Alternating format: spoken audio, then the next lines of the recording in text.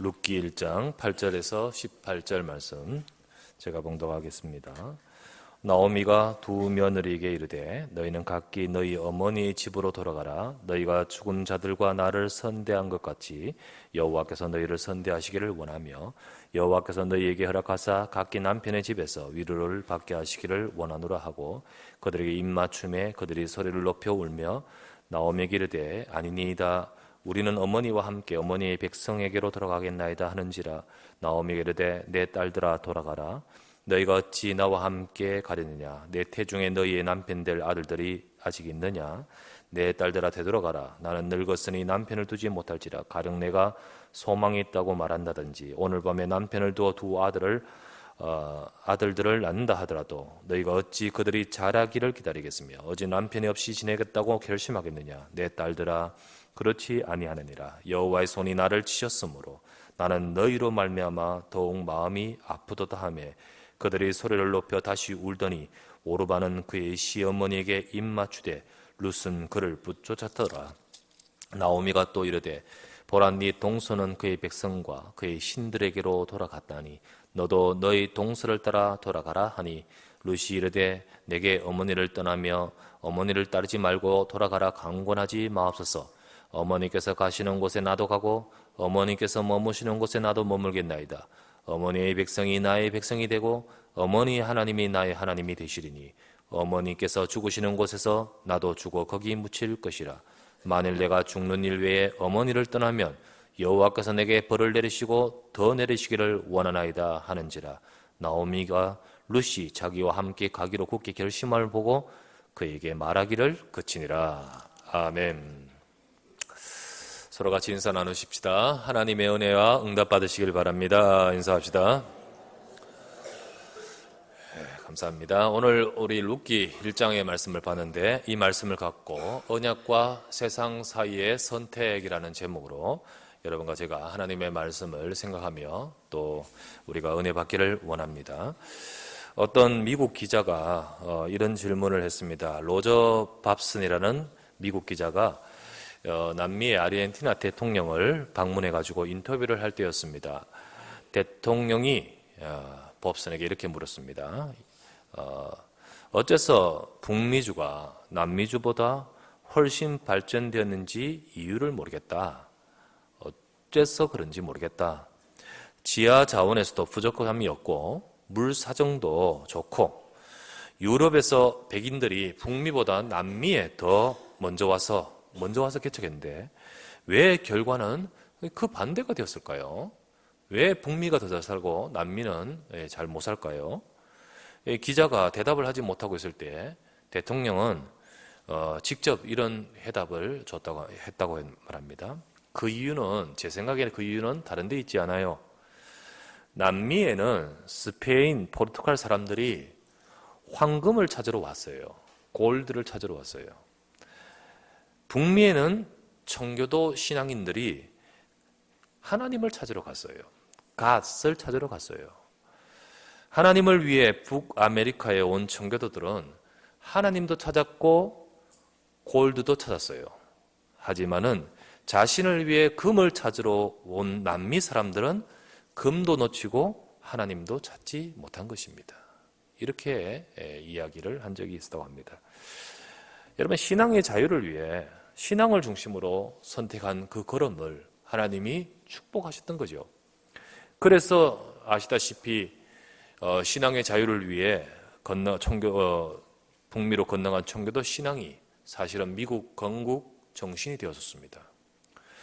그리고 그 속에 이제 미국의 교회들이 성장하면서 그 중심 잃지 않고 미국 교회가 최고로 선교사를 많이 파송하는 나라가 되었을 거예요.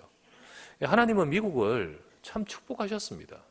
세계 최고의 강대국, 역사적으로 미국만큼 강대국도 없다라고 할 정도로 어마어마한 강대국으로 축복하셨고 그리고 또 쓰셨습니다. 그러나 지금의 미국은 사실 또 그렇지 않습니다. 기존에 있는 그 중요한 이 복음적 신앙이 다 사라지고 있습니다. 그리고 어마어마한 영적 문제들이 미국을 뒤엎고 있습니다. 2주 전인가 그런 일이 3주 전인가 있었던 일인데 한 렘넌트가 목사님에게 상담을 해왔다죠. 뭐라고 상담했냐면 자기가 기독교 학교를 다니고 있는데, 미국입니다. 기독교 학교를 다니고 있는데 학교 이제 졸업에 자기가 뽑혀서 졸업식도 이제 기독교 학교니까 예배 형식으로 이렇게 하는 거죠. 기도를 하게 됐다는 거죠. 그래서 자기가 기도를 하게 되어서 기도문을 준비할 거 아닙니까? 기도를 어떻게. 그런데 학교에서 기도문을 제출하라고 하더래요. 기도문을 제출했는데 그 기도문을 보고 뭐라고 요청하냐면 그리스도를 빼라고 하더라고요. 그리스도를 빼달라. 그러니까 이 말을 딱 듣는 순간 학생이 충격이 되는 거예요. 기도를 하는데 빼달라고. 그래서요, 고민이 되어서 이렇게 하는데 목사님, 내가 이거 어떻게 하면 좋겠습니까? 그 어머니가 이제 직접 목사님께 상담했어요. 그때 이제 목사님이 그게 바로 현장인데 우리 그 아이의 믿음을 따라서 행하도록 해라. 하나님은 그걸 보신다. 이 아이는 안 하려고 하고요. 그 어머니는 이 상황에서 어떻게 하면 좋겠냐고 이제 요청해 왔었는 거죠. 그때 이제 이 아이는 정말로 이 렘넌트는요, 내가 차라리 기도를 안 하면 안 했지. 나는 그렇게 못하겠다. 이런 식의 내용이 사실은 2주 전인가 3주 전에 있었던 이야기입니다. 실제로 그렇습니다. 미국의 교회와 기독교 학교와 또 현장이요, 복음을 상실하고 그런 어떤 시대상의 분위기 속에 휩쓸려 가는 거예요. 눈에는 안 보이지만 뉴에이지 문화, 그리고 프리메이슨과 유대인들의 단체들이 딱 잡고 있으면서, 기업도 잡고 있고 다 잡고 있으면서 그들이 갖고 있는 사상, 그들이 갖고 있는 창세기 3장의 그 내용들, 그 사상들이 사실은 그들의 사상이고 그것을 퍼뜨립니다. 그리고는요, 창세기 3장이 뭡니까? 네가 이것을 먹고 하나님 되라 아닙니까? 모든 내용들이요, 사실은 너입니다. 너. 하나님 필요 없이 네가 네 인생의 주인이죠. 네가 네 인생의 자주적으로, 그리고 네가 하면 하나님이 필요 없는 거예요. 그러면서 사실은 굉장히 인본주의죠, 인본주의. 근데 굉장히 인본주의를 강조하면서 뒷배경에는 흑암에 잡히게 만듭니다. 이게 사실은 뒤엎고 있습니다. 그러면서 영적인 문제가, 그러면서 수많은 정신적인 이런 많은 문제들이 오고, 그게 막 시달리다 보니까 사건이 막 일어나는 거예요. 막 총기도 또 있겠다, 막 엄청난 사건들이 벅벅 터지죠.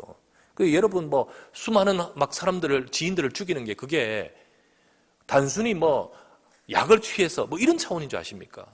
이게 문제입니다. 뒤에 영적인 문제 속에 잡혀 있습니다. 그러면서 막 각 주별로 다 틀리잖아요. 막 동성애를 그대로 인정하는, 또 어느 정도냐면 동성 결혼을 합법화하고, 그리고 그거를 거부하는 교회나 뭐 이런 데 있으면요, 곧바로 제재가 들어오고요. 이런 차원까지 그냥 쭉 흘러가 버리는 거예요. 시대적 사회의 상해, 시대적 문제가 병들고 있는 거죠. 병들고 있는 거예요. 그런데 이게 한국에도 역시 들어옵니다. 복음이 사라지면, 여러분 빛이 서그머니 약해지면 자연스럽게 약간 어두워지듯이 이렇게 들어오게 돼 있고요. 복음이 약해지면 교회도 현장도 사회도 나라도 그렇게 되어져 가게 돼 있는 것입니다. 한국도 그대로 흘러가는 추세요 상황입니다. 전에 우리 딸들 중에 한 명이 학교에서 학교에서 동아리를 하는데 연극반에 하고 있습니다. 근데 하면서 시나리오도 쓰고 자기는 연출 맡고 있는데 그 연출도 직접 하고 뭐 이래 하면서 다 해가 작품을 올리는 거예요. 이번에 이제 어저께 지난 주간에 이제 공연을 했었어요. 그걸 하면서 참 준비를 한참 하죠. 그런데 이제 시나리오를 직접 쓰는 가운데서 한 번은 이런 고민을 엄마한테 했다는 거죠. 뭔 고민이냐? 그 시나리오를 쫙 써가 쓰는데 그 회의도 하고 할 거 아닙니까, 자기들끼리. 그런데 회의를 하면서 어떤 분위기 방향으로 흘러가냐면, 우리 이 내용에 요즘 조금 인기 뜨는 브로맨스를 넣자는 거지. 넣자. 이 브로맨스 뭡니까? 남자들 브라더끼리 로맨스의 약간 끈적한 그런 어떤 애틋한 이런 관계가 쫙 나오는 그런 거. 그런 분위기를 넣자. 왜냐하면 작년에 먼저 선배들이 했던 그때 공연에서 그게 들어가니까 완전히 호응이 확 했는 거야. 자기들도 이제 조금 인기 있고 싶으니까 몇몇이 그게 뭐 뭔지 모르고 그냥 우리 그 내용을 집어넣자는 거예요. 근데 이 내용을 우리 딸이 적는데 이거 넣자니까 기분이 안 좋은 거야. 이거를 이제 직접 이렇게 속의 내용을 이제 창작을 하면서 만들어내는데 이제 끈적한 뭐 이 두 남자 이렇게 내용을 집어넣으려니까 영 집중하고 자기도 기분이 안 좋은 거죠. 그런데 반박을 하는데 분위기 추세가 그냥 그쪽으로 흘러버린 거예요. 그냥 고민이 되면서 이야기를. 그래서 저도 그래 이야기하면서 나는 신앙인이니까 못하겠다 이렇게 하면 안 먹힌다. 안 먹힌다. 우리 현장에 가서는 정확하게 그 모든 것들을 걔들보다 더 우위에 서서 왜 안 되는지 혹은 작년에 했는데 또 하면 식상하다 뭐 등등의 여러 가지 정확한 논리적인 이유를 대고 돼야 된다. 나도 그랬다는 거지. 그랬다는데 그리고는 그 현장에서 기도해야 된다. 기도 외에는 할 수 없다. 기도해야 된다. 그래 기도하는 거예요. 기도하는 거죠. 근데 응답을 받았다는 거예요. 응답을 받은 거예요. 그렇게 만들어가지고 진짜 그 내용 집어넣어가지고 했는데 이제 선생님이 딱 보더니 확 빼라는 거지. 이런 거 하면 안 된다. 그래가지고 그 선생님이 특별히 이런 눈이 있었던 선생님이었어요. 그래가지고 그가 딱 백 들어와서 이제 그 이야기하니까 애들도요. 사실 그 역할을 맡았던 배우들 남자애들이요 부담도 있었는 거예요. 그래가 안 돼. 그래 나도 그렇다. 하면 이러면서 이제 분위기가 또 확 바뀌었네. 그러니까 확 빼고 새로 집어넣었던 거예요. 그리고는 기도하면서 이제 그걸 보면서 요번에 연출 자기 하면서 굉장히 성공적으로 했다고 기도회가 응답받았다고 이렇게 이야기를 하는데 사실 왜 확 좋아하냐? 애들은 몰라요. 분위기라서. 우리나라도 그 분위기가 젖어들고 그리고 그 속에 들어갑니다. 뭐 그냥 그 분위기 속에서. 그런데 거기에 자꾸 노출되면요. 우리 속에는요. 사단은 우리 속에 있는 그 문제를 자각해 들어옵니다. 들어와서 이제 그런 문제들이 소위 말하면 영적 문제로 나타나는 거예요. 나타나게 됩니다. 사단은요. 사사시대를 우리가 지금 보았죠. 룻기도 사사시대 속에 살았던 사람입니다. 사사시대와 같은 시대적 배경이에요. 사사시대와 같이 시대마다 그 시대뿐만 아니라 시대마다 사단은 역사하는데 언약의 백성으로 하여금 복음 놓치고 세상은 어두워지고 깜깜해지게끔 역사를 합니다. 복음을 언약의 색깔은 딱 희미해지고 퇴색돼서 종교화 시켜버린 거예요. 종교화. 그러면서 우리가 보았다시피 자기 소견에 옳은 대로 내 소견이 창세기 3장 내 소견이 그 속에 있는 그것이 딱 옳은 대로 나가는데 그게 말씀이 아니고 전부 이제 점점 가면서 흑암이 사단의 역사 이끄는 대로 가는 겁니다. 이게 시대마다 했듯이 오늘 시대도 마찬가지예요. 오늘 시대도 복음을 놓치게 만들고 오늘 시대도 바로 그런 현장 속에 저와 여러분이 살고 있습니다. 과연 그럴 때 하나님의 백성은 어떻게 살아야 될 것인가?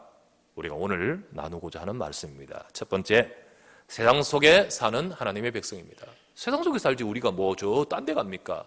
우리가 뭐 별나라 딴 나라 가 있습니까? 세상 속에 살아야 돼요. 우리가 뭐 저 한 곳에 갇혀서 수도원처럼 살아가야 됩니까? 아니요. 하나님은 세상에서 우리가 승리하기를 원하셔요. 아까 말했듯이 세상은 언제든지 그렇게 흘러갑니다.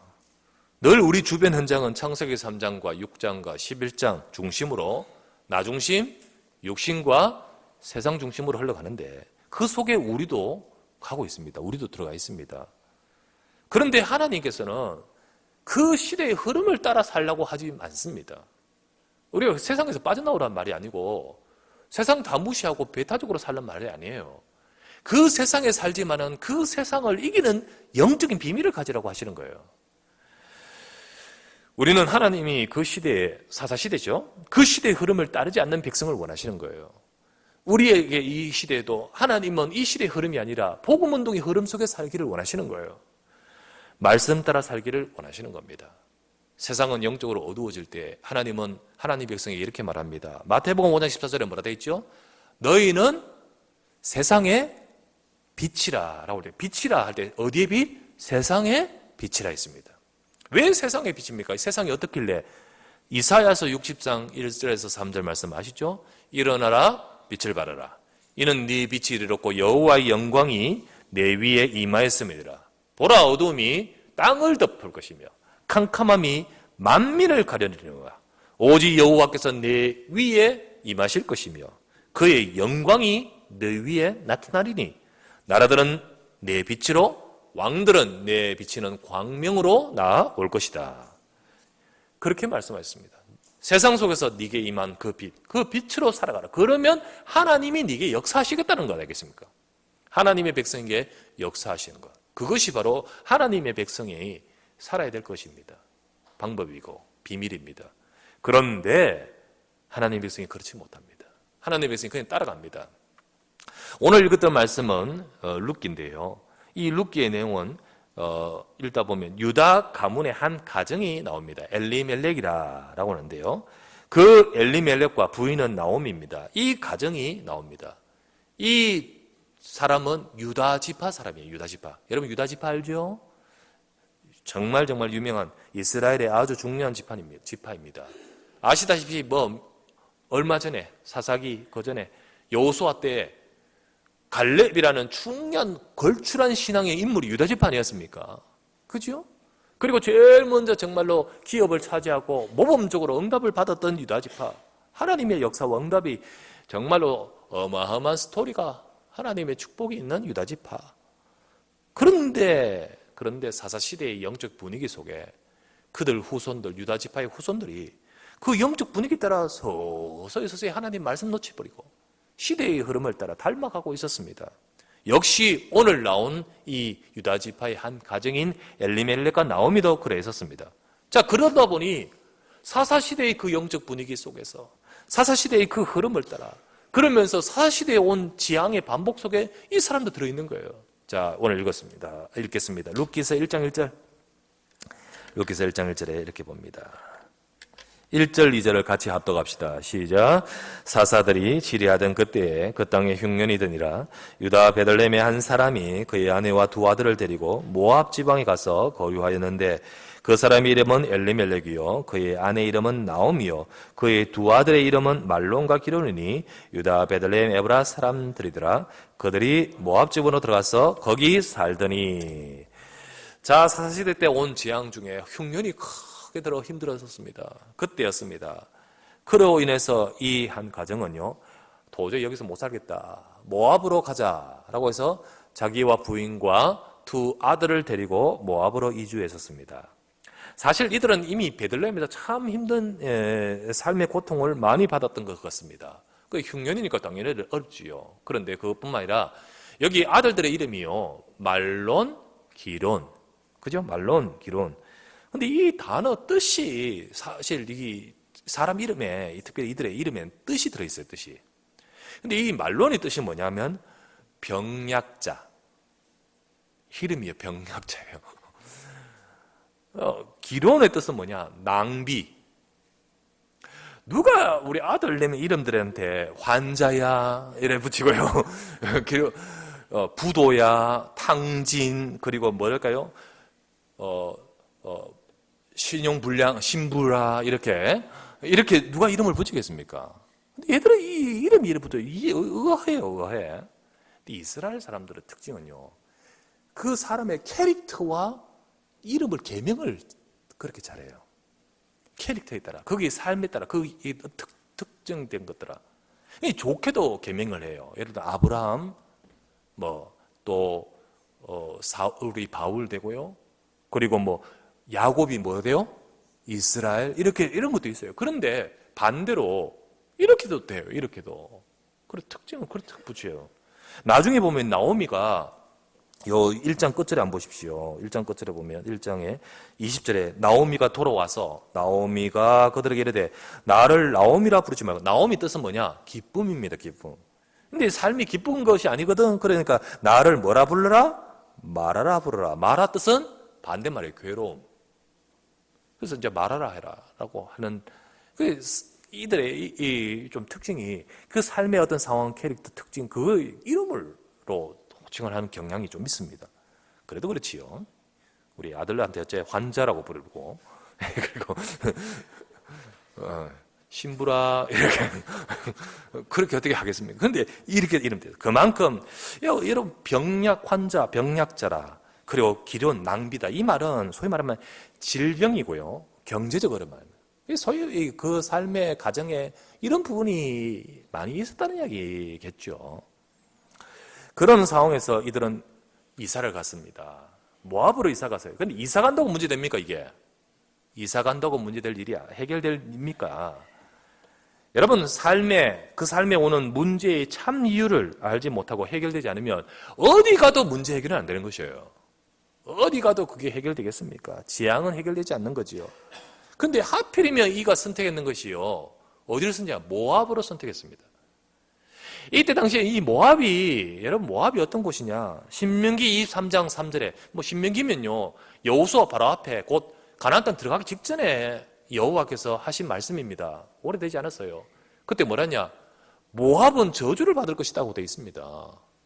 왜 하나님이 그 모압의 저주를 그렇게 말하고 있냐면, 여러분 전에 제가 설교했었어요. 했는데 여러분 다 잊어버렸을 거니까. 민수기에 보면 이 모압이 이스라엘 백성들을 막고 또 무너뜨리려고 얼마나 발버둥쳤는지 모릅니다. 특별히 모압 왕이 발람이라는 선지자를 시켜가지고 이상한 시켜가지고 저주하게 했잖아요. 하나님은 그 저주를 뭐로 바꿔요? 축복으로 바꿔요. 그리고는요 지나가는 그 길을 군사로 바꿔요. 어떤 군사적으로도 막고 그리고 조용히 막 저주하도록 하고 나중에는 얘가 저주를 안 하고 막 한 축복을 하니까 도저히 안 되니까 나중에 이것도 저것도 안 되니까 진짜 고차원적인 방법을 씁니다. 그게 바로 뭐냐면 바알부올 사건이다. 들어봤나요? 바알부올 사건. 이스라엘 백성 속에요. 소위 말해 바알 숭배의 사상을 확 집어넣어버려요. 그 어떤 예쁜 여자들을 데리고 와가지고 그들이 속에 들어가가지고 바알 숭배 속에는요 그런 어떤 음란이 같이 있습니다. 왜 바알 숭배하고 나와서 그 여사제들과 이렇게 관계를 맺는 그게 하나의 그 숭배의 그 속에 들어 있거든요. 이 이스라엘 백성 남자들이요 거기 전부 그걸 하면서 점점 빠져들도록 만들어 버린 거예요. 그러니까 이게 얼마나 큰 저주, 얼마나 큰 나쁩니까?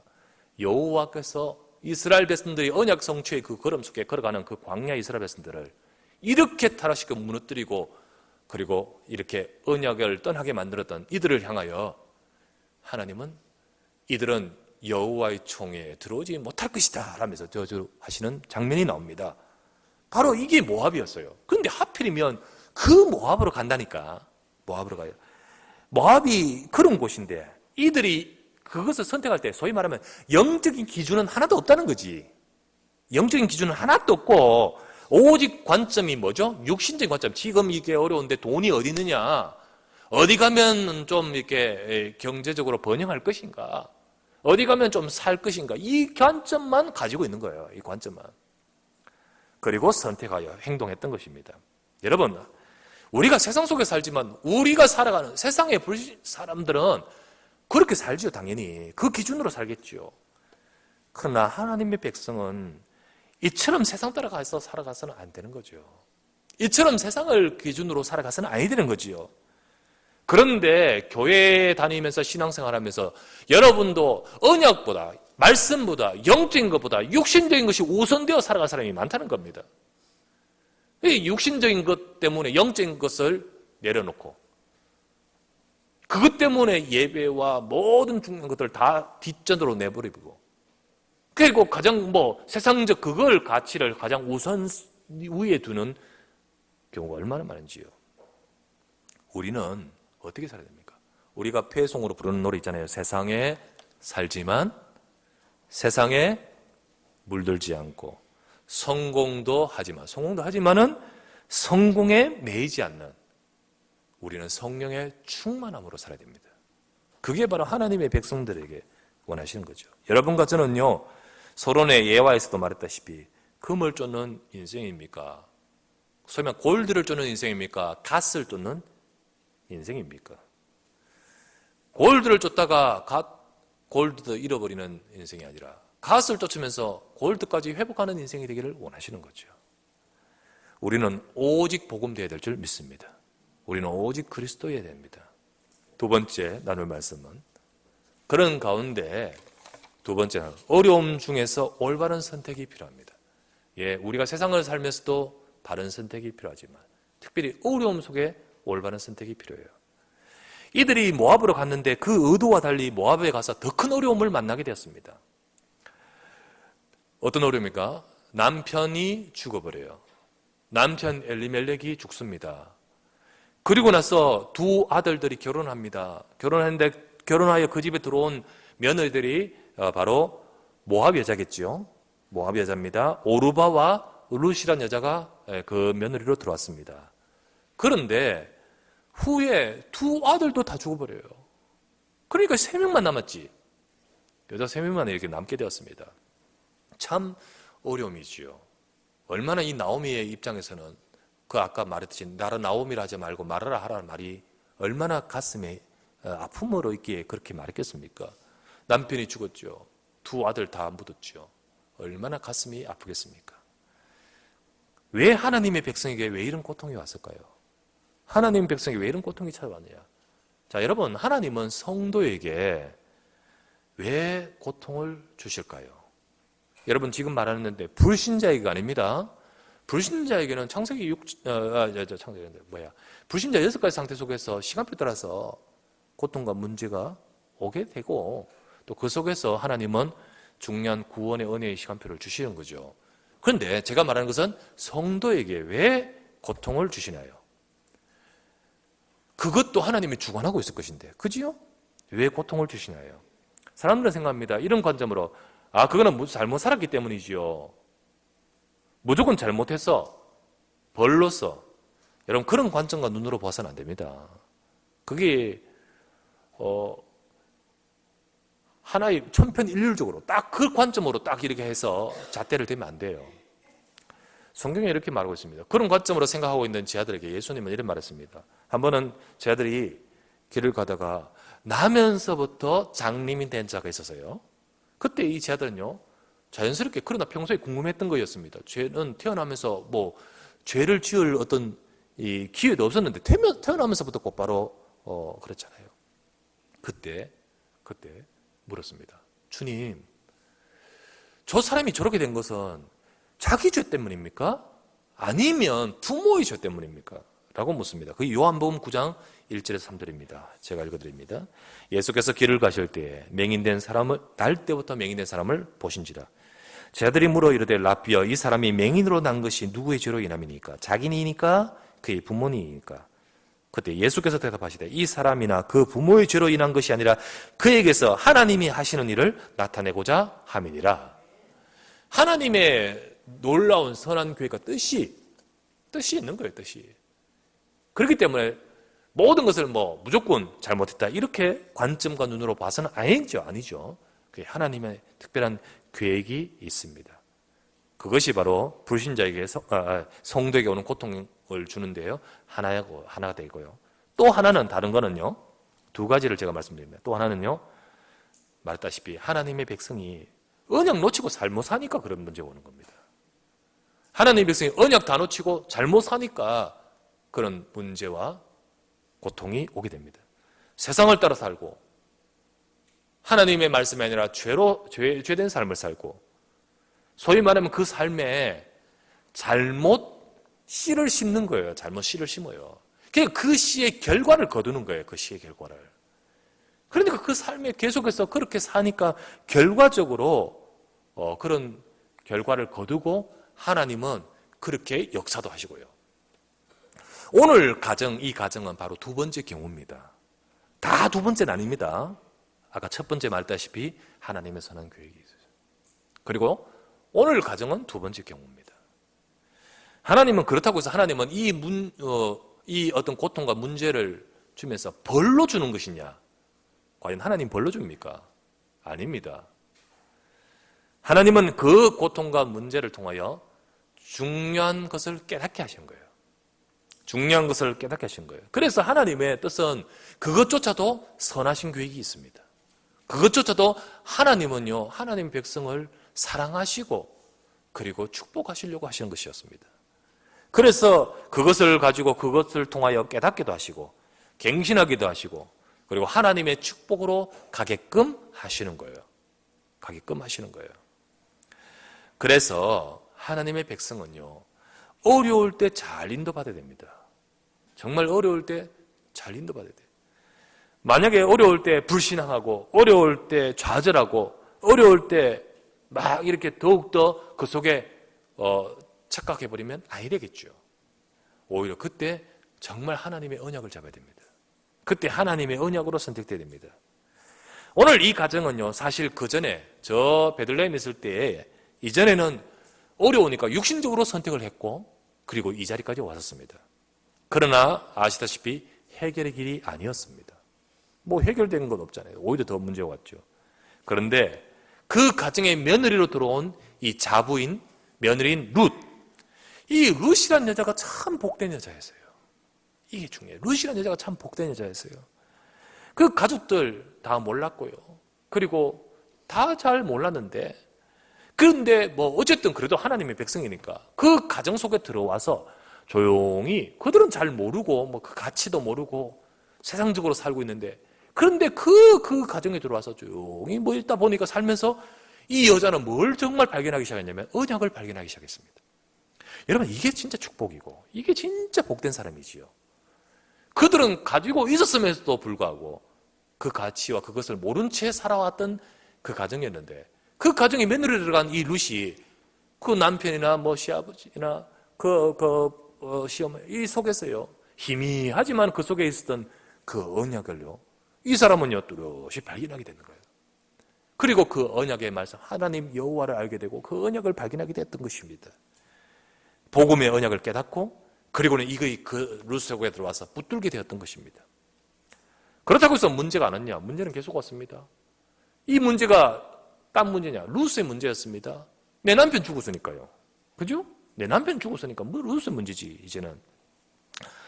그런데 이전에는 문제가 왔을 때 육신적으로 선택했었습니다.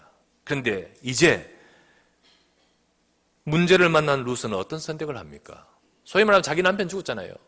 그럴 때 이 룻은 어떤 선택을 합니까? 오늘 룻기 1장 8절을 읽었지요? 나오미가 말합니다. 두 며느리에게 이제 너는 너희 어머니의 집으로 돌아가고 너희 신들로 돌아가라 라고 룻은 말합니다. 14절, 그들이 소리를 높여 울면서 안 가겠습니다 라고 하다가 소리를 높여 다시 울더니 오르바는, 그러니까 그 중에 며느리 중에 한 명인 오르바는 그의 시어머니에게서 입 맞추고 떠납니다. 근데 룻은 아니에요. 다시 붙잡습니다. 붙듭니다. 그를 붙잡았다. 그러면서 시어머니에게 확실하게 말합니다. 16절에서 17절, 룻이 이르되 내게 어머니를 떠나며 어머니를 따르지 말고 돌아가라. 강건하지 마소서. 어머니께서 가시는 곳에 나도 갈 것이고 어머니께서 머무시는 곳에 나도 머물겠습니다. 어머니의 백성이 내 백성이 될 것이고 어머니의 하나님이 나의 하나님이 될 것입니다. 어머니께서 죽으시는 곳에 나도 죽어 거기 묻힐 것이다. 만일 내가 죽는 일에 어머니를 떠나면 여호와께서 내게 벌을 내리시고 더 내리시기를 원합니다. 완전히 뭐예요? 확실하게 말을 해버리죠. 이 룻의 선택입니다. 그는 하나님의 언약을 선택하려고 합니다. 내 인생이 비록 어려움이 왔지만은 나는 이 이후로 내 삶은 하나님의 언약을 붙들고 언약의 백성 속으로 들어가서 살고 싶습니다. 그는 그렇게 고백합니다. 이 확실한 고백과 믿음을 시어머니가 들었지만 이 고백을 누가 듣고 계시냐? 여호와께서 듣고 계시는 거예요. 하나님이 들으시고 하나님이 보고 계시는 것이었습니다. 세 번째 나눌 말씀, 이때부터 하나님의 역사의 새로운 시작이 벌어졌습니다. 하나님의 역사의 새로운 시작. 이들은 베들레헴으로 돌아옵니다. 두 사람이 돌아왔죠. 룻 앞에서는 어떤 삶이 펼쳐질지 사실은 막막합니다. 뭐가 있습니까? 아무것도 없지. 그리고 얼마나 어떤 일이 있을지 정말로 두렵고 막막할 수 있습니다. 특히 유대인들은 배타적입니다. 이방인에 대해 굉장히 배타적입니다. 특히 모압 사람은요, 모압 사람에 대해 배타적입니다. 굉장히. 그런 전례가 있기 때문에 굉장히 배타적입니다. 사실 이 상황이, 모든 상황이 다 안 좋습니다만은, 그런데 룻은 언약을 잡고 따라갑니다. 근데 이런 룻을 하나님은 룻 앞에 축복을 예비하셨습니다. 그는 낙심하지 않았습니다. 열심히 살았습니다. 언약 붙들고 열심히 살았습니다. 이게 중요해요. 언약 붙들고 열심히, 시어머니 섬기면서 언약 붙들고 열심히 살았습니다. 하나님을 바라보며. 그런데 하나님이 축복하셨습니다. 가장 먼저는 룻으로 인해서 이 집안이, 이 가정이 다 무너졌었거든요. 다 무너졌지, 당연히. 근데 이 가정에 완전히 무너진 기업이 회복되도록 만드셨어요. 그 과정이 우리하고 다른 관습이 이제 여기 배경이 되는데, 그게 기업 물을자라는 제도로 회복된 겁니다. 뭐 우리나라에는 기업 물을자 없지만 이 언약 잡고 나가면 결국은 산업이나 현장이나 어떤 과정을 통하여 하나님이 회복하셨던 거예요. 회복하셨던 거예요. 하나님은 그 무너진 기업을 회복하게 만드셨습니다. 그리고 더 나아가서 룻 개인에게 하나님은 중요한 새로운 축복을 주셨습니다. 바로 하나님의 언약을 사모하는 룻에게 하나님의 언약의 사람 보아스를 준비하시다는 거예요. 참 하나님의 언약을 사모하는 룻에게 나는 이 언약을 따라 살아가기를 원합니다. 비록 앞에 어떤 육신적인 것이 어려움이 있을지 모르지만 나는 언약 따라 살기를 원합니다. 많은 하나님의 백성들이 세상 기준 따라 살아가고 선택하는데 이 사람은요, 당연히 그렇게 선택하기 쉬운 저 이방인이요, 그 속에 살아왔던 이 룻이었는데 아니요, 그 짧게나마 하나님의 언약을 듣고 붙들었는데 그것을 붙들고 살아가는 거예요. 하나님은 이 룻을 기뻐하셨습니다. 이 룻을 기뻐하셔서 룻에게 하나님이 중요한 만남을 주시는데 그게 바로 언약의 사람 보아스였습니다. 그런데 이 보아스의 만남을 통하여 하나님은 축복된 가정을 이루게 하시고, 그리고 그 가정 속에 하나님이요, 한 두세 대 흘러가면요, 누가 태어나느냐? 다윗이 거기 태어나요. 다윗이. 다윗의 증조모가 되어버립니다. 이 사람이. 아니, 다윗 왕의 증조모가 될 수 있는, 어떻게 생각할 수 있겠습니까? 저 모압의 이방 여자가 다윗의 증조모가 됩니다.